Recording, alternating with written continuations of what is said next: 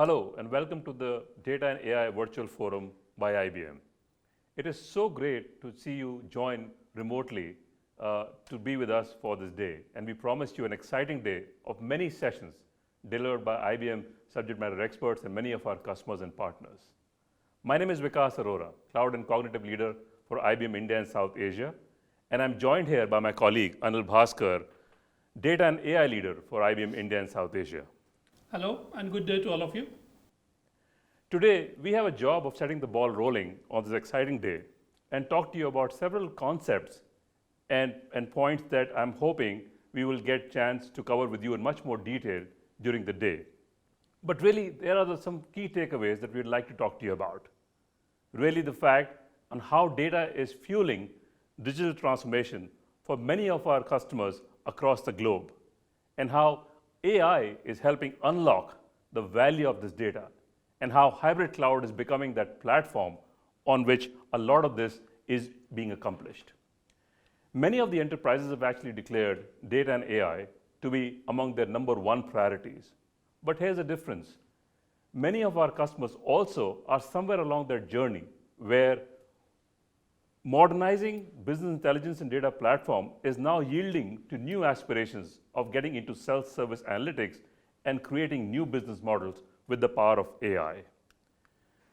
But Anil, we know that AI is a great way of arriving at great predictions. In what way do you think is AI actually helping our customers? Because just predictions is a way where you start, but then there are many other ways in which our customers are benefiting from AI. So typically speaking, Vikas, there are three or four stages which customers go through. Starting from descriptive analytics, where people are preparing reports and using those insights from the reports to make decisions in a manual way, but after looking at analytical reports. There could be predictive analytics where customers develop AI models and they take the decisions about future outcomes, they predict the outcomes and then take the analytics to predictive analytics level. And then subsequently, some people have already moved to prescriptive analytics where they choose based on the predictive outcomes, they choose which is the best option to go ahead. Or for example, recommending the best possible next best option to the customers in e-commerce. That is one way where predictive and prescriptive analytics are being used hand to hand. So people are definitely using analytics to prescribe the right action to their customers and to their business leaders. And Anil, I know that you and your team work and have worked for the last few years with several of our customers, on this. And clearly, somewhere many feel that AI is hard and very difficult to do. What do you want to tell us about your experiences of customers having used this? Is it as hard? Is it as out of bounds as it is made out to be? So Vikas, if the question is whether AI is for everybody, then the answer is a vehement yes. We have come across organizations varying from small to big across industry sectors. And not only various organizations, but even all the departments in an organization can use AI for their use cases. We have come across organizations, for example, in automotive industry, there is a customer who is using a connected vehicles kind of a program to predict the predictive maintenance for their car users, helping not only the users of the car, but also the service providers to do predictive maintenance. We have come across banking industry where customers are using analytics and data and AI for doing fraud analytics and risk analytics, predicting the kind of risk that a particular loan disbursement can have. We have come across telco organizations using analytics and AI to predict the customer churn and to prevent the customer churn by taking the next possible action.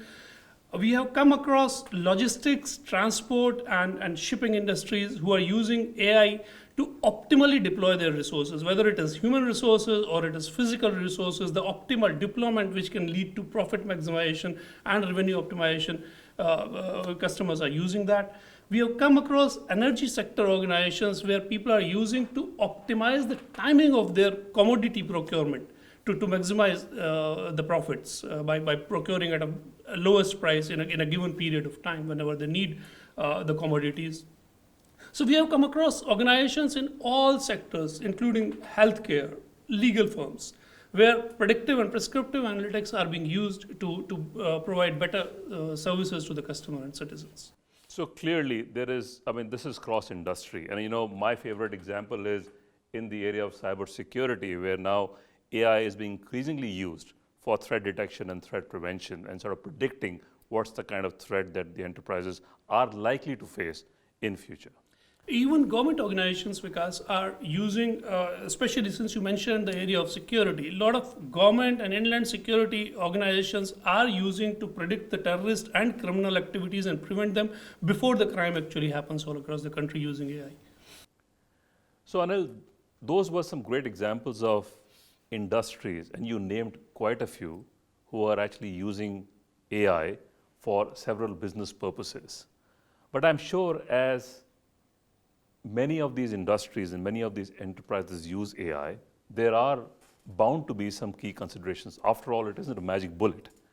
So what are those key considerations or even those pitfalls that you would talk about that enterprises should look to avoid for getting successful outcomes with AI projects?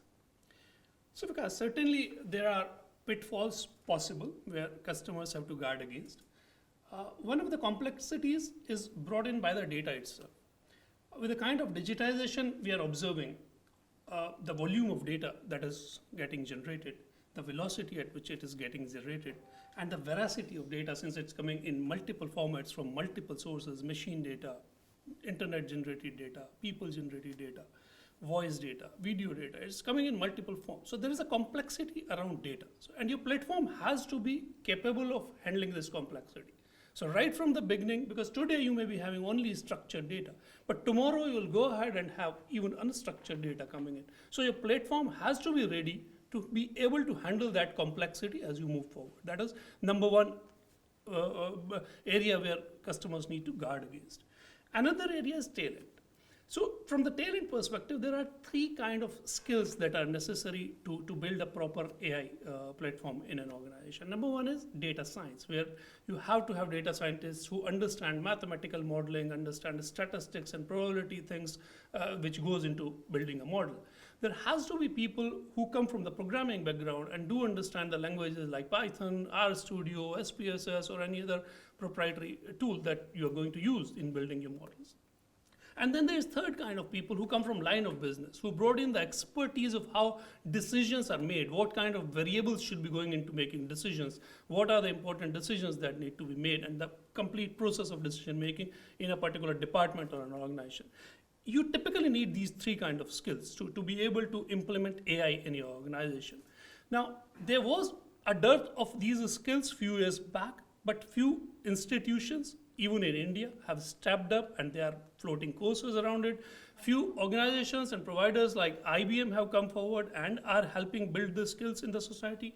But what is still lacking is a person who brings all this together, who is an expert of at least one of the areas, but do understand the other two also, so that he can bring the entire program together and help an organization implement an AI strategy. Third area is trust. Whether AI, the decisions that are coming out of AI, are they trustworthy, right? So typically IBM has worked a lot in that area, and we have built platforms where you can actually trace the lineage of models, how the models were built in, what logic has gone into building those models, what the complete lineage of data, from where the data is coming in, how it is getting curated. You can track complete data as well as model lineage in our platforms. And you have tools which can help you in removing the biases in the model, which helps bringing more transparency to the AI and make it more trustworthy to the customers, so that actually they can implement it. It doesn't remain in labs, but it comes out into the field, and the decision making through AI is actually implemented in business decisions. All three great points, Anil. The point that you made about complexity of data, the availability of talent, and how critical that is for any successful AI initiative. And of course, this trust, and we don't hear a lot about this trust, but we know in the years to come, this is going to be one of the fundamental considerations. And that's why we see that more than half the projects that actually go on AI stay at the level of experimentation and sometimes fail to deliver the outcomes that they were intended to do, because these considerations are not sort of given priority as those projects are done. There's also something that I see you and your team go and talk to many of our customers about, that there is no AI without an information architecture. And again, it's interesting that, how little, initially, at least when new projects are being conceptualized, this element of, AI is actually paid attention to, and how critical it becomes to actually have the right information architecture for AI projects to be successful. Now, when information architecture, the word is said, many thoughts come to people's mind on what this information architecture is all about. Would you like to tell us what, in your perspective, is a good information architecture all about? So Vikas, if a customer is just looking at implementing a particular decision-making process or a standalone use case based on a small data set, then people can have any strategy. But if you are looking at AI as an organization-wide strategy, then you need a proper information architecture, which is capable of collecting data from disparate sources in different formats and using that data available across the departments to aid in organization-wide decision making. A platform which is capable of providing governance and business-wide cataloging to your data. A platform which can help you in operationalizing AI later on, so that the use case or the model doesn't remain in lab. A platform which can help you in implementing this AI model anywhere without locking you in with any particular technology provider. That is what we mean by having a proper information architecture before you move on to the AI journey.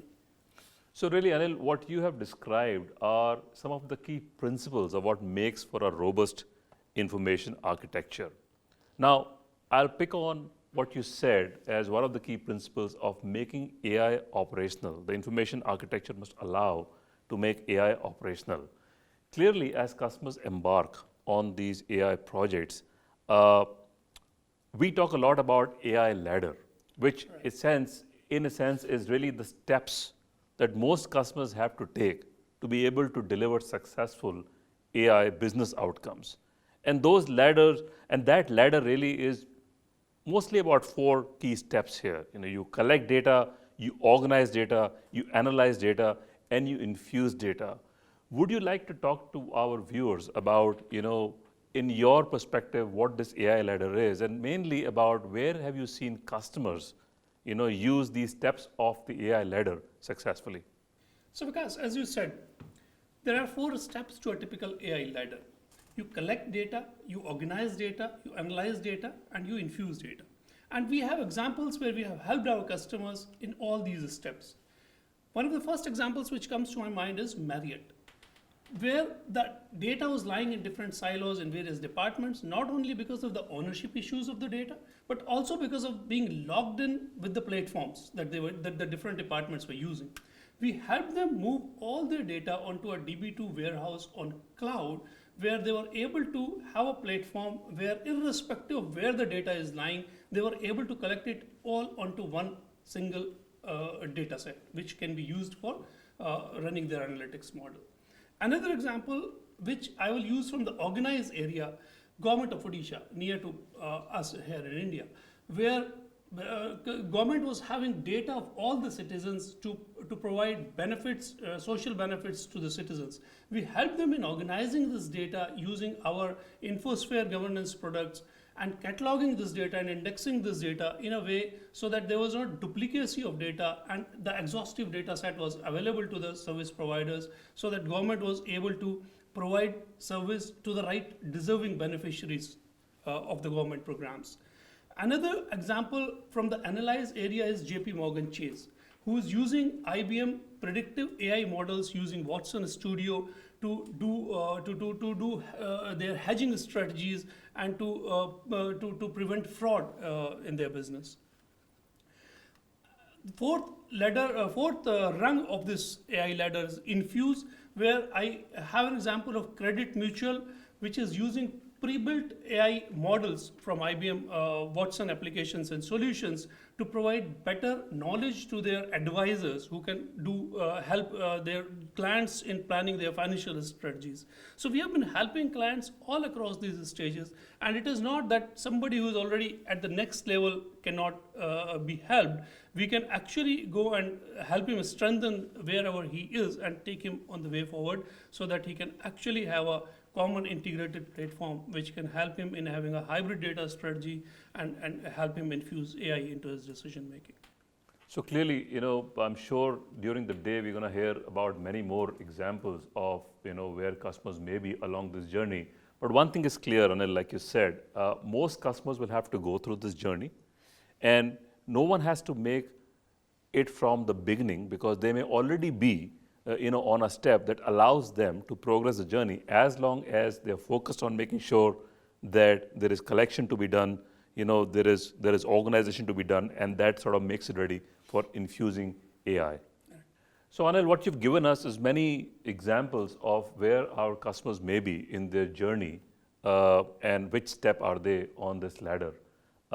Clearly, one thing came out for me very clearly is that you don't have to make a journey always from the start. Customers may already be at a certain step and can actually continue as long as they know that these are the steps through which an AI journey has to progress. And I'm sure during the course of the day, we will hear many more examples of customers having gone through this journey or going through, several steps, along the way. So Anil, talking about this AI ladder, what has been really exciting is some of the portfolio that has come out more recently, and most notably the Cloud Pak for Data portfolio. And I think the way it brings together so many different technologies that allow customers to go through these steps in the AI journey using the capabilities that are right here in one place with Cloud Pak for Data is really tremendous. With the power of open source and the containerization using Red Hat OpenShift, and then having the trusted but now containerized, IBM products for data management as well as data governance in the form of DB2 and InfoSphere, and then the Watson capability on top, where customers could actually build AI models and run AI models, and actually use them to manage, the AI outcomes. And then, of course, some of the use cases that we've also operationalized. So this is really, they've been an exciting step forward on bringing the technologies together. Your point of view on this? So we are interacting with the customers on this, and customers are really excited about the possibilities that they are having with Cloud Pak for Data. Because what we have done is we have containerized all our platforms and all our tools, which is enabling the customer to start anywhere and go anywhere. For example, and this is available in both as a appliance and as a software.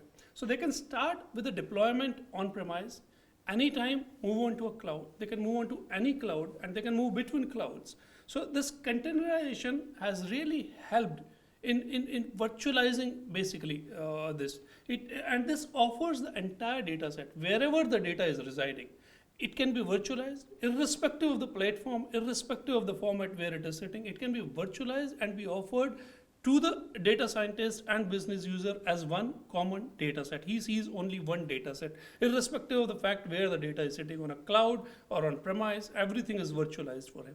This is what we are doing using Cloud Pak for Data. And this is a very exciting proposition for customers because they have been facing a problem of using multiple data sets building into their AI. So whether it is a Watson knowledge catalog, which is what helps customers in preparing and curating their data, or it is a Watson Studio where the customer can build his AI models, or it is Watson machine learning where they run and deploy the models, or it is Watson OpenScale, which can be used for governing the entire AI process. Everything comes on containerized platform from IBM portfolio today. Underlying it is Cloud Pak for Data, built on Red Hat OpenShift and Kubernetes containerized platform. So this is really helping the customers, and we find customers really excited about this as we go forward. So Vikas, we have been talking to customers about it for a long time now, and we have found customers very excited about this entire proposition of Cloud Pak for Data. It definitely brings them a capability to virtualize the data across the organization as well as outside the organization. And it definitely allows them the openness. It allows them a capability to move from on-premise to cloud, between clouds at any given point in time. It is available as an appliance, which they can host in their own premise, and it is also available on as a software, which can be deployed anywhere, either in their premise or on cloud. We have a huge service capability built in here in India, with around 500 people working on helping customers migrate onto this new platform. And they are involved in multiple complex and large deployments here in India itself. So we have a huge services focus around this because there's a new technology coming in, and customers are really finding it exciting. And we recently made this big Watson Anywhere announcement, and there was a lot of excitement around, what Watson Anywhere is. You want to just briefly talk to our viewers about what Watson Anywhere is all about? So Watson Anywhere is a new capability. We have brought in all the Watson functionalities, whether it is Watson Knowledge Catalog or Watson Studio or Watson Machine Learning or Watson OpenScale. Everything is today available on Cloud Pak for Data platform, which allows it to be hosted out of anywhere. The data can be anywhere.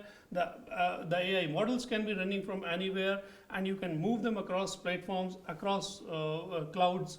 That is what we mean by Watson Anywhere. So essentially what you're saying is that it shouldn't be any limitation on the choice of the platform. There could be any public cloud, or the environment, any hyper-converged appliance, any private cloud environment. Watson now can run as one platform on any cloud across hybrid cloud environments. That's excellent, and that's actually truly remarkable. Now, lastly, Anil, very important for us to discuss.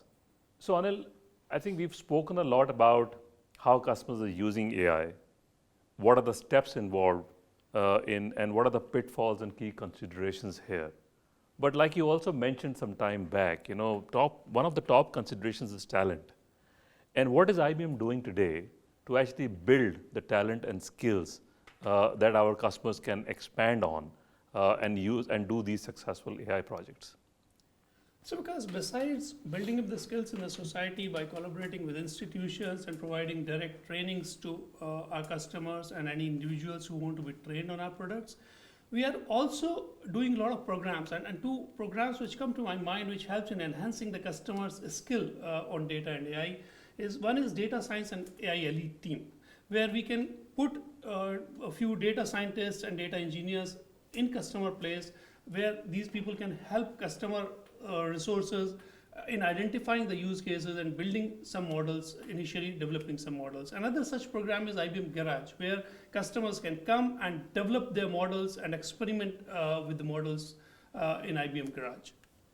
Okay, and I think these are all excellent programs. I do encourage many of our customers to make use of some of this capability. Like you were earlier saying, there's a very large services presence, and we've got some experts who are actually helping not just customers here, but customers globally. And no wonder that Forrester puts us in the leaders category as far as AI is concerned. And like I was saying earlier, for 3 consecutive years in a row, IBM has been declared the #1 market shareholder as far as AI is concerned for the 3rd year this year. So we've spoken about here and now, and we've spoken about what have been the progress on AI over the last few years and where are customers today. But any thoughts on where this is all headed, Anil?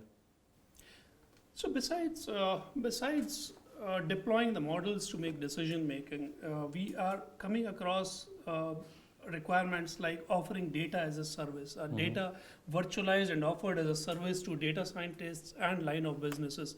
Because if you see today, data scientists, most of the time, 60% of their time, they are spending on curating their data before they infuse it into the models, or rather than building models, they are spending time on curating data. So can it be offered as data as a service, being curated, governed, cleaned up to the data scientists and users of data?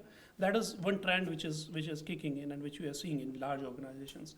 Another thing is AI democratization, where they can run and integrate the artificial intelligence model irrespective of the origin where the model is hosted, where the data is hosted. Can we really democratize AI?